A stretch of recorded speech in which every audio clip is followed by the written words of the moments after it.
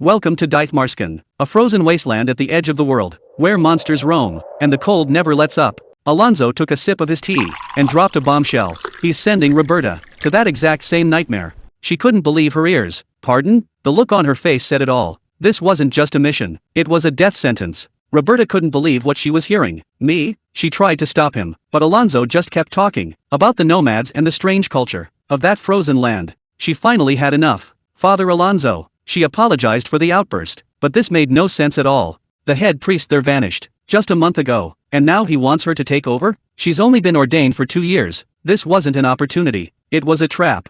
Alonzo just smiled over his tea. Simple, is it not? He told her not to worry about the man who disappeared before her. Alonzo didn't leave any room for debate. He told her to head out immediately and take over as the new head priest. It's what the church wants, or so he says. Roberta couldn't shake the feeling that something was seriously wrong. A high-ranking priest just vanishes, and they're acting like nothing happened? It's beyond suspicious. She realized then that he wasn't asking her. He'd already made the decision, and was just being polite. But why her? Alonzo just laughed. Well, it's because you remind me of myself. He wasn't talking about looks, but something much deeper. Roberta. He said her name, like he knew exactly what kind of trouble he was sending her into. Alonzo reminded her of everything. He took her in when she was abandoned, raised her as his own, and even ordained her himself. They aren't related by blood, but they've spent a lifetime together. It's only natural that they'd be alike. Then he dropped the real reason for sending her away. In his youth, he was the head priest of Dith Marskin. He survived that frozen hell, and he's certain she will too. Roberta realized her whole life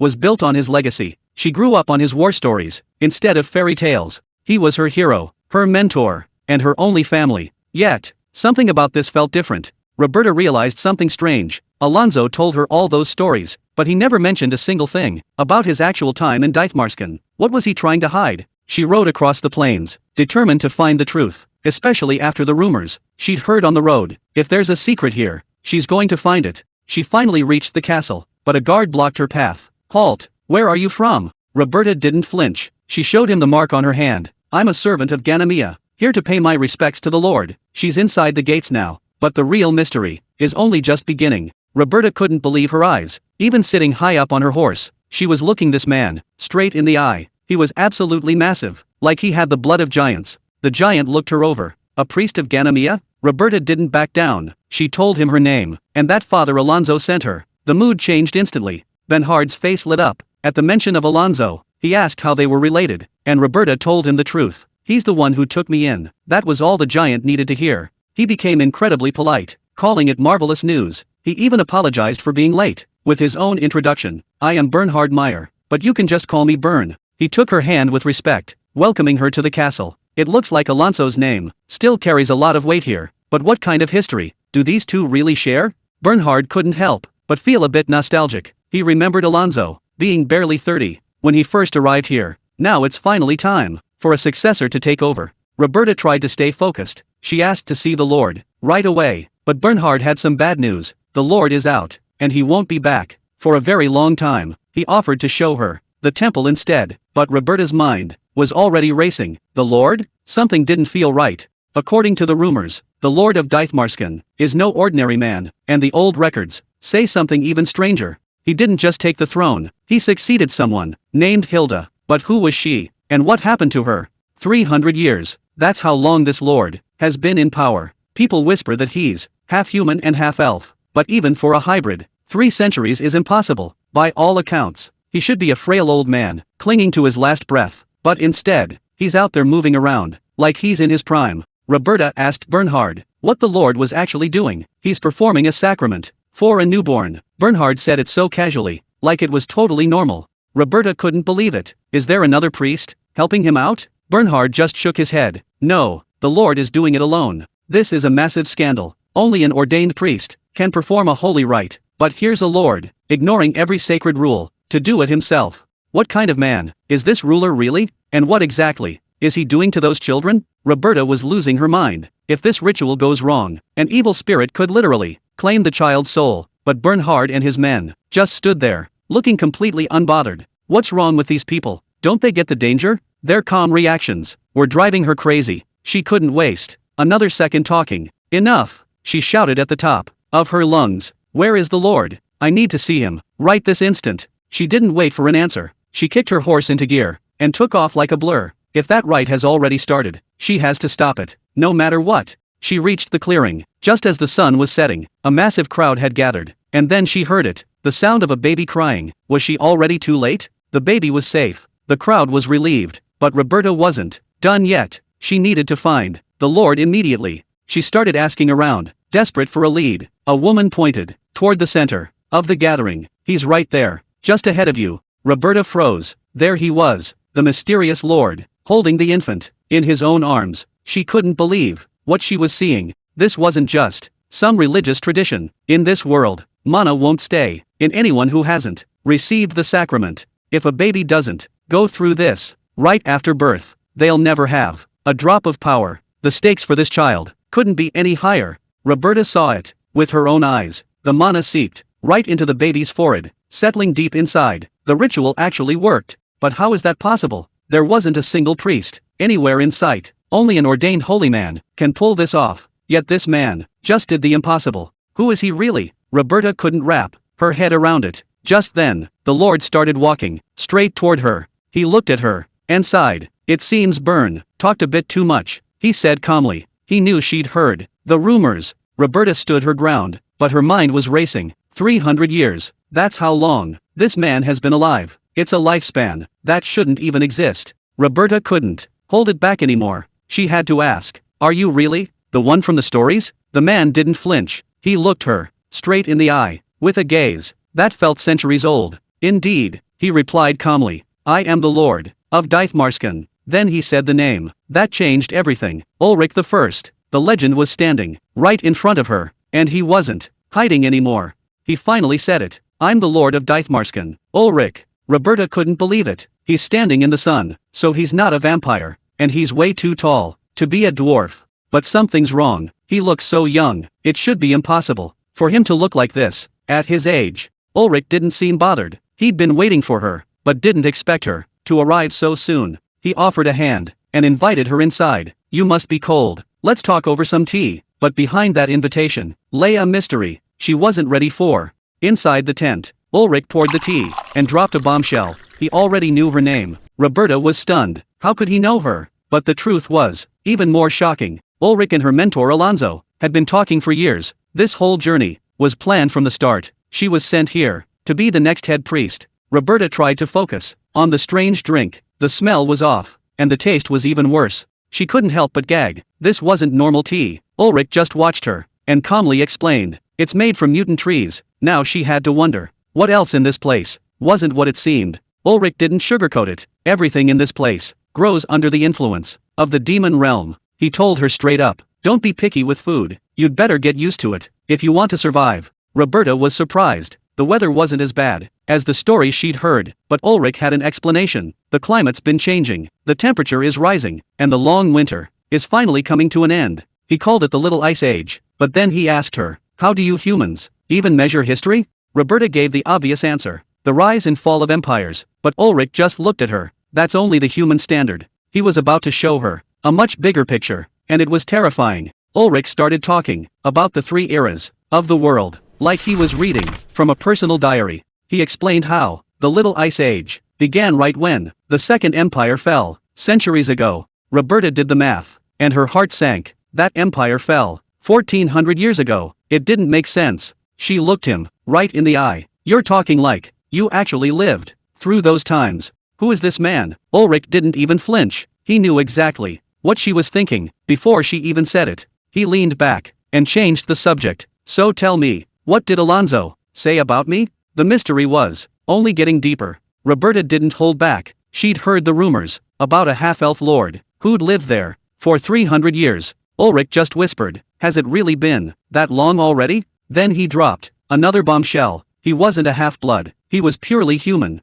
Roberta couldn't believe it. A human living that long? It was impossible. She couldn't tell if he was joking or not. But Olrich didn't care if she believed him. He told her straight up, stop overthinking everything. The answers would come in their own time. For now, she had a job to do as the new head priest. But the real mystery was just getting started. The private talk was cut short when the kids started peeking in through the door. Olrich stood up and ended the meeting. He'd handle the ceremony one last time, but after today, it was all on her. He looked back, with a cold smile, and said he was looking forward to working with her, but as he walked away, the weight of his words started to sink in. The dream of immortality never really goes away. It's just a human's arrogant way of trying to reach God, and Roberta was right in the middle of it. The ceremony was all about survival. In a place this harsh, just staying alive is a victory. Olrich explained that the infant sacrament was a reward for enduring the cold long enough to receive it.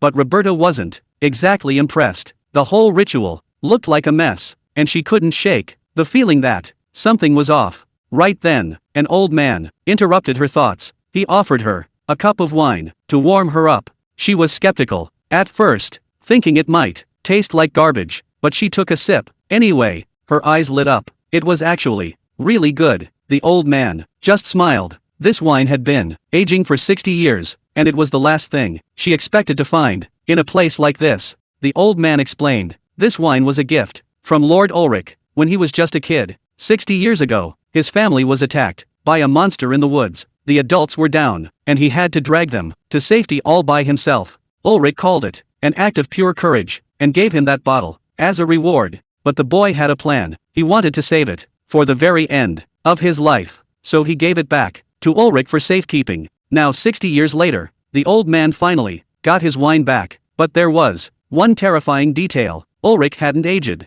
a single day since that afternoon in the woods. The old man knew exactly what she was thinking. He could see the suspicion all over her. But for the people living in this land, Olrich wasn't a monster. He was the only thing that never changed. From the day they were born until their very last breath, he was always there, watching over them. He asked her to keep an open mind, but Roberta's head was already spinning. Everything she saw made less and less sense, and she couldn't help but wonder, did Father Alonso feel this same kind of dread on his very first day? Roberta stood there, clutching her drink, wondering if time would ever bring the answers she needed. She had to know why she was sent here, and more importantly, who Olrich really was. Then a memory surfaced in her mind. It was Father Alonso speaking to Olrich. Years ago, he called him sire, and spoke of a man who had lived for an eternity. Alonso wasn't there for a blessing. He was there because of a curse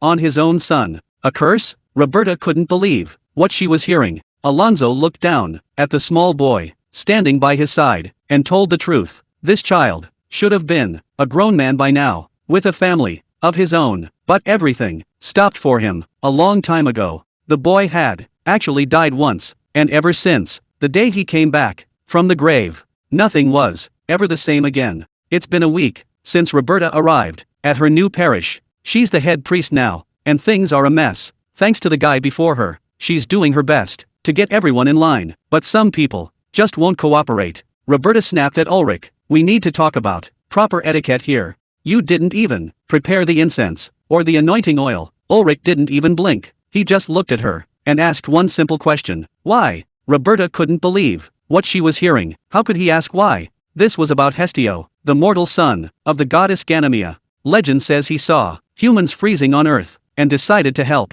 He brought them fire, and they've worshipped him as a father ever since. That's why they use the smoke from the flame to show their respect. But Olrich wasn't impressed. He looked at her and shook his head. You've got it all wrong. We aren't just honoring him, we're calling him. Olrich didn't care about the holy traditions. He called it all one big misunderstanding. He claimed the god Hestio only relit the fires to save himself the trouble, not to be worshipped. Roberta was stunned. How do you know these specific details? Have you met him? Olrich just shrugged. The gods never asked for any of these rituals. It's all just human error. Roberta tried to stand her ground. Don't forget that I'm a priest here. But Olrich just leaned in and dropped a bombshell. I told Alonso the exact same thing. Roberta couldn't believe it. She insisted that Alonso never mentioned any of this. But Olrich didn't care. He just sighed and said it was unavoidable. He called this place the land of the one-eyed, where everyone is blind to the actual truth. Later that night, Roberta sat down to finish her letter. She admitted that she wasn't the most religious person herself,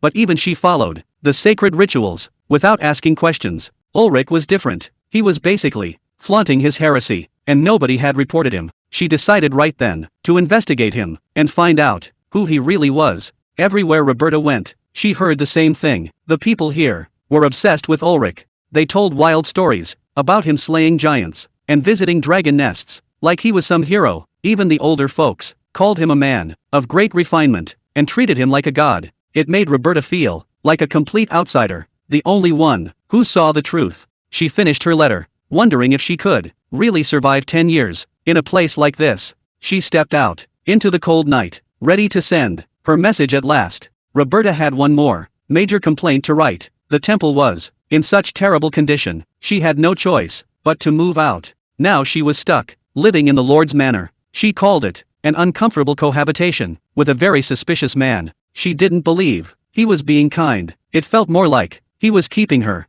under his thumb. Suddenly, she heard something and ducked behind a pillar to see who it was. She couldn't believe her eyes. Visitors in a place this rugged and remote? It was Alonzo, walking with a tall guard and a mysterious, hooded figure. They were heading straight for the Lord's office, and Roberta knew this wasn't just a social visit. Inside the office, Alonzo finally stood face to face with Olrich. He didn't waste any time. He said he came specifically to find him. He'd heard the legends about the Lord living a suspiciously long life, 300 years, to be exact. Some even said he was immortal. Olrich didn't deny it. He just looked back with those cold eyes. He asked if that was the real reason they were there, to find the secret behind his agelessness. Outside the door, Roberta froze. She couldn't believe what she was hearing. Rasheed shook his head. He wasn't there for Olrich's secret. He had a much more personal reason. He introduced himself and the young boy standing by his side, his son, Olrich. He came seeking help for a dark curse that had haunted his family for years. Outside the door, Roberta's heart sank. A curse? In a place like this? Olrich looked at the boy and asked Rasheed how old he was. The answer was impossible. Rasheed was 67 and had his son when he was 21. By all accounts, Olrich should be a grown man with children of his own, but looking at him, time had clearly stopped moving. Years ago, Rasheed dropped a total bombshell. He said his son had actually died and come back to life. Everything changed the moment he returned. From the other side, Olrich couldn't believe what he was hearing. He asked for the full story. Rasheed explained. It was a tragic accident. The boy had drowned in a stream. He and his wife confirmed the death themselves. They even held a proper funeral, but the nightmare was only beginning. Not long after they buried him, screams started echoing from inside the grave. The boy was alive, but he wasn't the same anymore. They dug him up as fast as they could and opened the coffin, only to find him crying inside. But the boy who came back wasn't the same. From that day on, he stopped growing. His mind regressed back to an infant. He forgot everything except for the fact that Rasheed was his father. Rasheed believed the gods had cursed him, denying him entry to the afterlife. He thought it was punishment for an insult the boy made years ago. But Olrich had heard enough. He told Rasheed to stop lying. He pulled the boy closer to him, staring straight into his eyes. He knew exactly where they came from, and he wanted the real truth. Olrich wasn't buying a single word. He knew his existence was a well-kept secret outside of these lands. He cornered Rasheed with cold logic. If priests and mages couldn't break the spell, then it wasn't a curse. He looked Rasheed dead in the eye and demanded the truth. He wanted to know what Rasheed had really done to the boy. Rasheed stood there, completely speechless, as his lies fell apart. Suddenly, the scene shifted back 30 years to a time of war. A massive shout echoed through the air as the past finally caught up with the present. The city gates finally gave way, and the soldiers poured inside, ready for blood. In the middle of the chaos, a fellow soldier called out to Rasheed. He had a specific order from the boss. They weren't there for the city, they were there for one man. Rasheed was confused. He wanted to know who was so important. The soldier didn't have all the details, but he knew one thing: their target was an alchemist, someone who was supposedly researching the secret to immortality. 30 years ago, this city was falling, and the gates were finally giving way. Amidst all the chaos, Rasheed got a weird order from the boss. He had to find and capture one old man, but nobody knew why. The target was a mystery, and the real mission was just beginning. The target was an alchemist, someone supposedly researching the secret to immortality. Rasheed searched the entire estate, but the place was dead silent. and completely empty. He figured the old man had already made a run for it, which would be a huge problem. But then he found a room where the fire was still hot, and something was still boiling. The alchemist was close, and whatever he was making looked incredibly dangerous. The alchemist left in a hurry, leaving his experiments still bubbling on the table. Rasheed reached for a vial of glowing liquid, but he wasn't alone. A hooded figure rushed in, screaming at him to get his hands off. Before he could even react, a blinding light erupted from the stranger's hand. Everything went white, and Rasheed realized he'd walked into a trap. A massive blast of mana tore the entire room apart, knocking Rasheed out cold.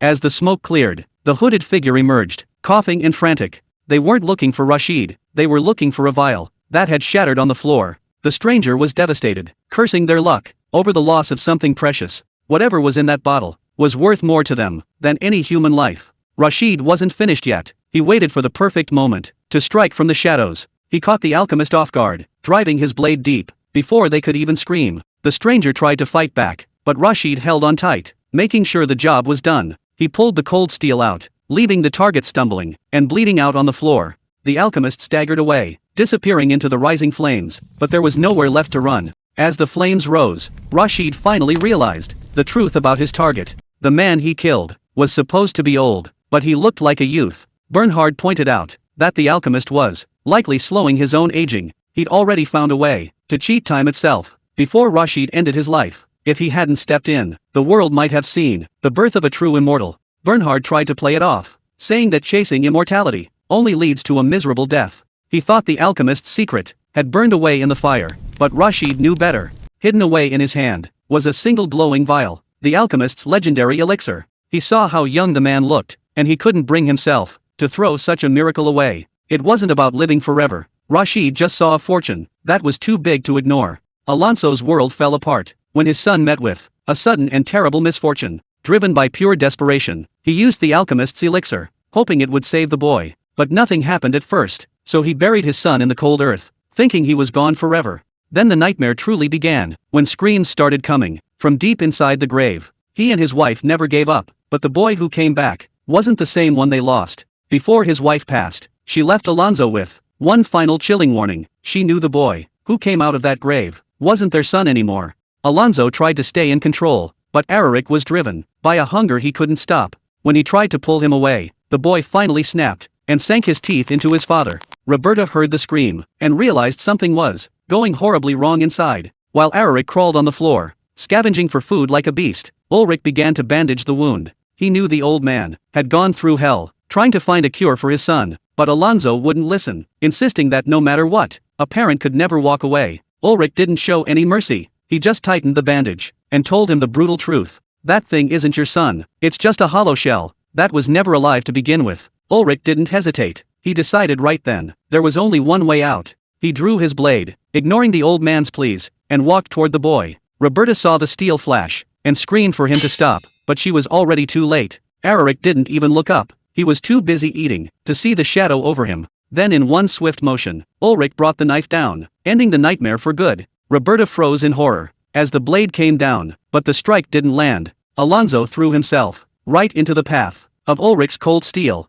Blood began to drip, staining the stone floor. As the room went silent, the old man didn't flinch. He'd reached out and caught the blade itself. He was willing to bleed, just to keep his son safe for one more second. Roberta couldn't believe her eyes. As the blade finally struck home, Alonso didn't hesitate, plunging the knife deep into Olrich. But even with blood on his lips, Olrich just looked at him and said, "I expected this much from a soldier of Olrich. The real question is, what happens now that the trap is sprung?" Alonso didn't want to do it, but he felt he had no choice except to bury that hidden blade right into Olrich. Everything changed when Roberta appeared. Realizing she'd seen the whole thing, Alonso knew he couldn't let her walk away. If she escaped, his secret would be out. So he made a split-second decision. He couldn't leave any witnesses, and now, she was his next target. Alonso went for the kill, but Roberta wasn't going down without a fight. She blocked the strike, sending the old man reeling back. But the real shocker was Olrich. He just stood there, casually holding an apple, while everything fell apart.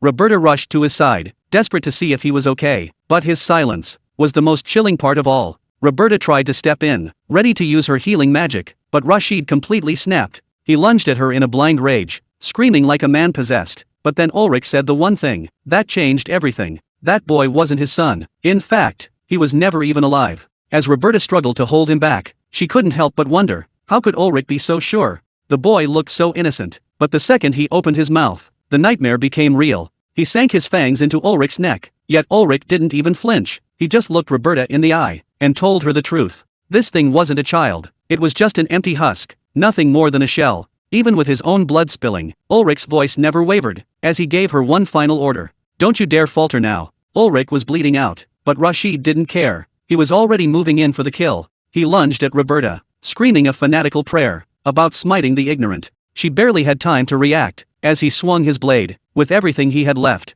Roberta was pinned down, staring death right in the face. As the madness finally took over, the boy's body started to unravel, revealing a mass of writhing red vines, hidden beneath the skin. Roberta finally saw the truth. This thing wasn't human at all. It was just a monster in disguise. She didn't hesitate to strike back, shouting at Rasheed to open his eyes, and look at what he was really protecting. It wasn't a child, it was a nightmare, and the illusion was finally over. Now Rasheed had to face the reality of the monster he called his son. The boy's arm was completely severed, but there wasn't a single drop of blood, just those strange red vines. Roberta realized the terrifying truth. He didn't feel any pain at all, so conventional weapons were useless. She knew she had to find a new target, something that would actually stop him, but then something shifted. The air in the room changed, and the look in the boy's eyes told her the fight was far from over. What was he planning to do next? Olrich wasn't finished yet. He reached out and grabbed the boy, pinning him down with a single hand. With one brutal move, he slammed the creature aside, like it was nothing more than a toy.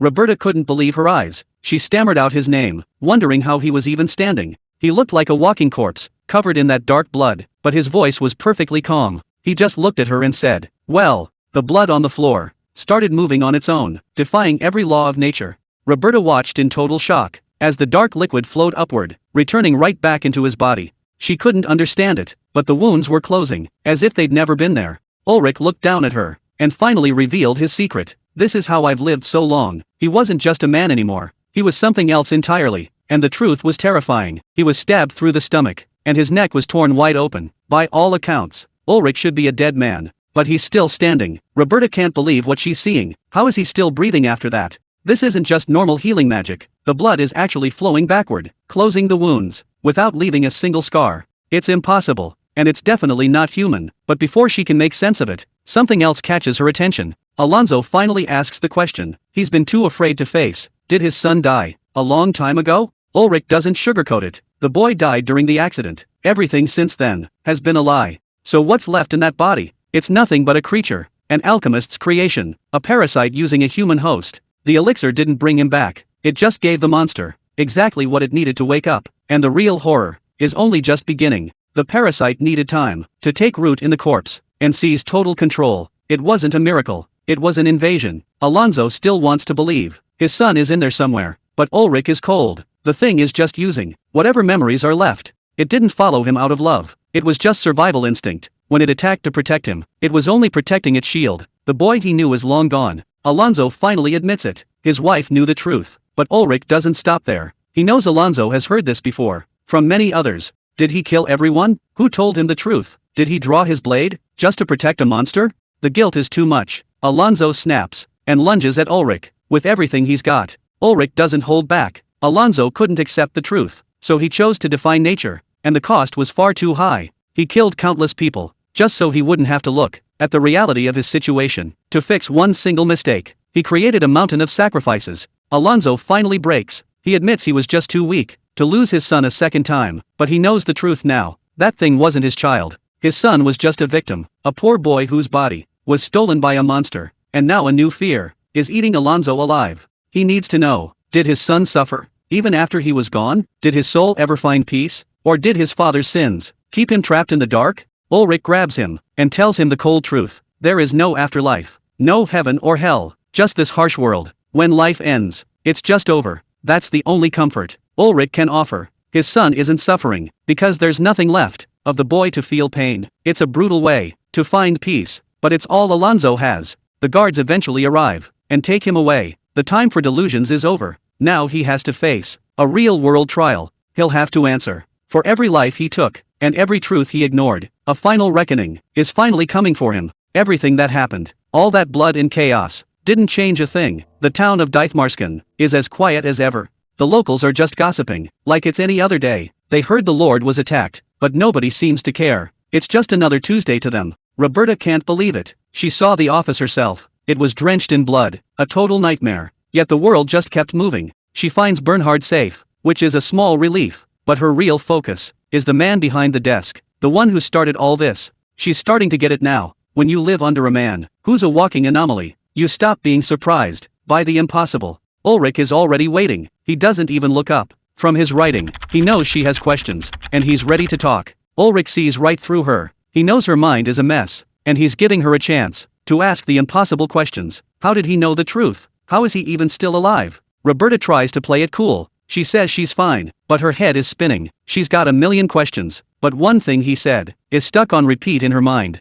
There is no afterlife. Those 4 simple words hit harder than any prayer or any holy ritual, because if he's right, everything they believe is a lie. The scriptures are very clear. The good go to heaven, and the wicked burn in hell. It's a system of justice that keeps the world together and gives people hope. But Olrich just threw all that away. He's challenging the very idea that souls find peace. If there's nothing waiting for them, then all those prayers might be for nothing at all. As a priestess, Roberta knows she should be challenging him, but there's a problem. He doesn't sound like he's lying at all. That's exactly why she's afraid to keep digging. The truth he's carrying feels way too heavy for her to handle. It's like standing in the palm of something massive. If she hears the rest, it might shatter her world. Everything she's ever known could just fall apart. So for the sake of her sanity, she decides to stop right here. Olrich doesn't seem surprised. He just goes back to his work, like he expected her to back down all along. It's almost like he's seen this exact scene before. Then he drops a name that makes her blood run cold. He says she's just like Alonzo, the man who lost everything, to the very same truth she's too afraid to hear.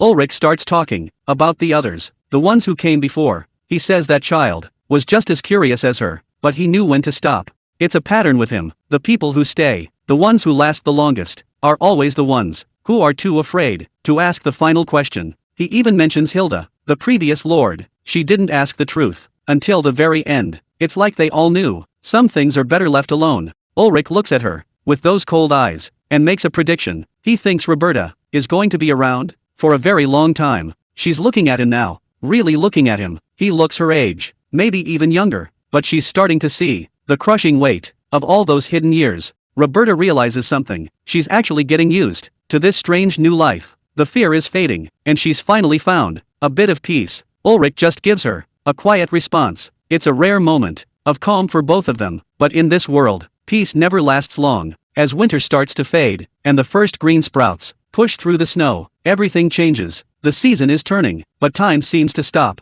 The Lord suddenly stops opening his eyes. Nobody knows why, and nobody can wake him. It's like he's drifted off into a different world. He's fallen into a deep endless slumber. The man who held all the answers is now completely silent, leaving Roberta all alone.